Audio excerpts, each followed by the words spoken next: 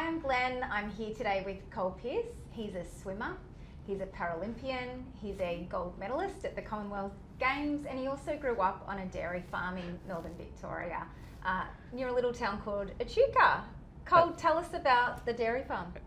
I loved it. I miss it every day. I live in Melbourne now for swimming, but it's where I spent my entire childhood. It taught me so many lessons. It's where I made all my friends, and it's home. Like every time I'm not swimming, I go straight back to the farm and help mum and dad as much as I can. Fantastic. And tell us a little bit about the farm. How many cows are they milking? Yeah, so it's near a small town in Echuca. We're about 20 minutes west of Echuca. They're milking about 630 dairy cows at the moment. And it's fourth generation owned. We've got mum and dad running it. My brother and sister are on the farm now as well, helping. Obviously, I'm not really doing much in Melbourne, but we've got two little Jack Russell dogs, which pretty much act like cattle dogs, which is so cute because they're just so small. And yeah, it's amazing. I love it. A good lifestyle. So how did you find growing up on the farm? What were your sort of responsibilities? What was life like? Yeah, my initial thought is like it's free, it's freedom, it's open. You know, like living in Melbourne, but also growing up majority of my life on a dairy farm. It's just so much to do. You know, there's always jobs to be done, cattle to be looked after, but there's just so much space. And I think, you know, we've got a big, beautiful garden, a big lawn, but there's just so many options for things to do. You know, like mum's very big on making sure everyone strives for their goals and works towards them. And I think a big one in our family is, you know, if you're ever bored or if there's ever something to do, you can help mum and dad out.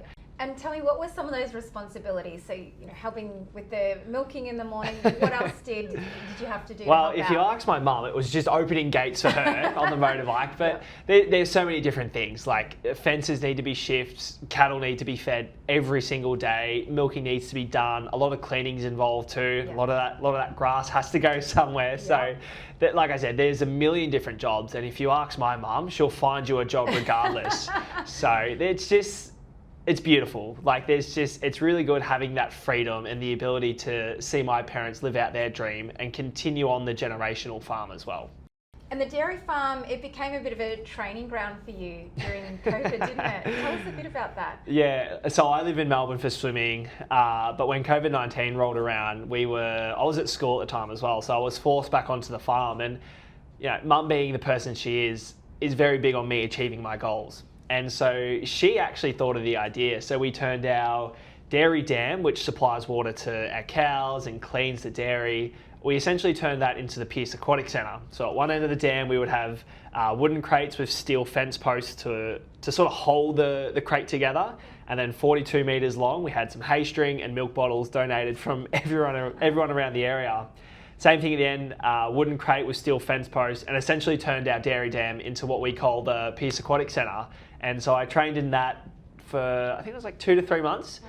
It was just in autumn coming up on winter. So my fun saying it was pretty damn cold. And I did have to wear a wetsuit, but I absolutely loved it. I haven't been back in the dam since because I remember one time a yabby tried having a crack at one of my toes, and I remember being like, what is life? What is happening? Swim faster? It made me swim a hell of a lot faster.